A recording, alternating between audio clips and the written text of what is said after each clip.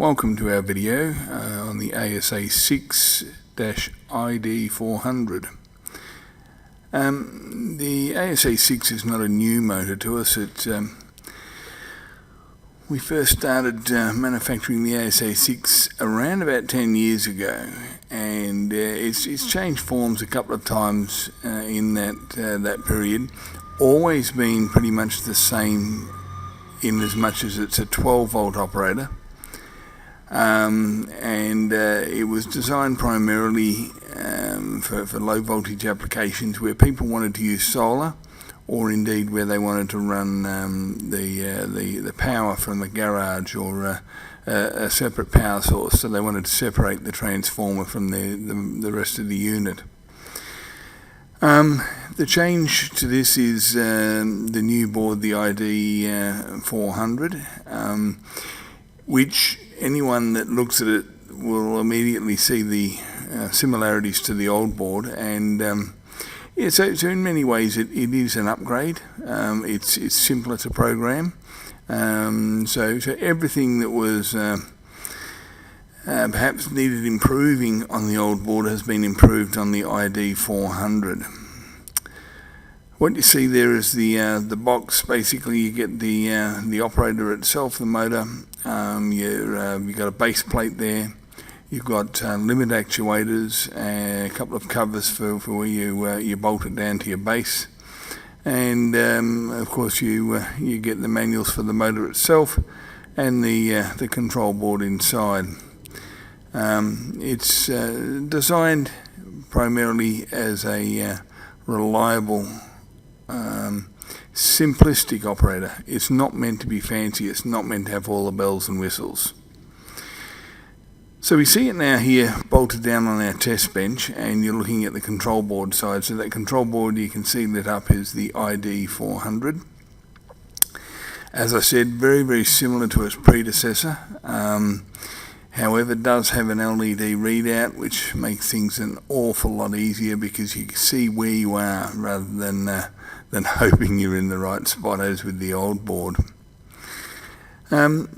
Essentially, what we've done so far on this is we've bolted the motor down. We've adjusted the rack height so that our gate slides freely backwards and forwards, that the rack doesn't bind at any point. That's very important. You shouldn't have any binding points at all in your gate. We've adjusted the limit actuators onto the rack so that they hit that limit switch where we want them to, which is just before the end stops, and so that's the point that the board will be looking at. This board is a little bit different to the old board. The old board used to ignore the limits in programming. This one actually looks for the limits, and I think it's a better method. So when we set it up, we're going to set the gate up in the fully open position so that the limit actuator has activated that spring. The board knows it's in the fully open position because that spring is activated. So all in all, just an all-round much simpler board to use. Solar is very much the same, very, very simple. We simply ignore the transformer, bring our solar panel in through our regulator, into our battery, and our battery onto the main board. Can't get any simpler than that, and just like the old board, this one runs beautifully on solar, so it runs as desired. As I've already mentioned, you can also remove that transformer and put it in a shed some 10-20 metres away and run a low voltage cable.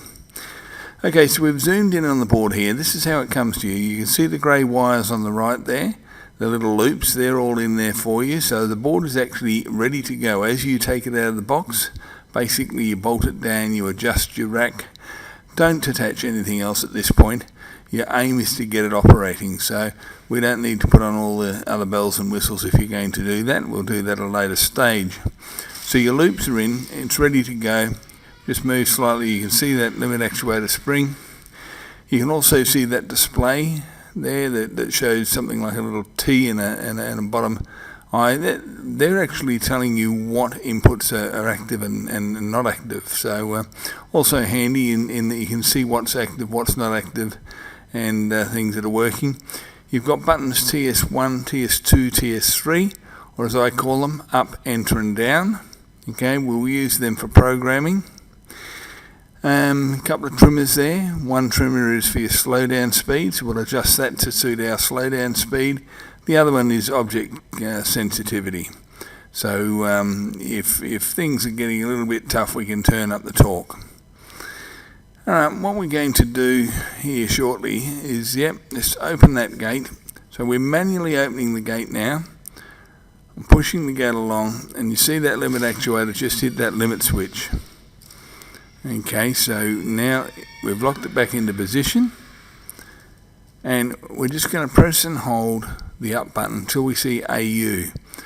Okay, now it's immediately going to its learning phase. It found that limit. It knows that that is the open limit. It is now going to find the closed limit. So it's going along nice and slowly, and it's looking for that closed limit switch, which will come up. Here it is, and it found the closed limit switch. Okay, the next thing we want to do is program in a transmitter. So we're going to use the programming button. We go into programming, into transmitters, into C1. We simply press our transmitter. You saw it accepted there, and that's it. Our transmitter is programmed. We'll exit transmitter programming, and then we'll test our operation. As you can see, OP, the gate is opening, and off we go. Once you've put one transmitter in with this, you can actually use a function where you don't need to go into programming again. Personally, I think it's easier to go into programming and put new transmitters in. You can program them for full open, pedestrian openings, and a couple of other functions. But all in all, I just think it's easier just simply to go into the basic menu, go into transmitters, C1, which is full opening, press my transmitter, and that's it, it's programmed in. Automatic close function is enabled here, so we should see it automatically close, and there she goes. And as we get towards the end, you should see it go into slowdown mode. Now we could adjust that slowdown mode to a little slower, a little faster. I don't think we need it any faster, but we could adjust that if we wanted to. So you see it going into slowdown mode there. Okay. In addition to the basic menu, you do have an advanced menu where you can change things like slowdown speeds and run timers and work timers and things like that. But in the main, most people will never ever really want to use advanced menu. What you saw there was pretty much all most people will do. They'll simply work with the basic menu. The one-step programming, as you saw, was pretty straightforward. Just simply finds the opening stop, or the closing stop, I'm sorry, and then that's basically it. Programming a transmitter in is a couple of presses of the button, and as I said, very, very easy to connect to solar or to move your transformer off if you want to run your power from elsewhere. Thanks for watching. Any other questions, please get hold of us at service@automaticsolutions.com.au. Thank you.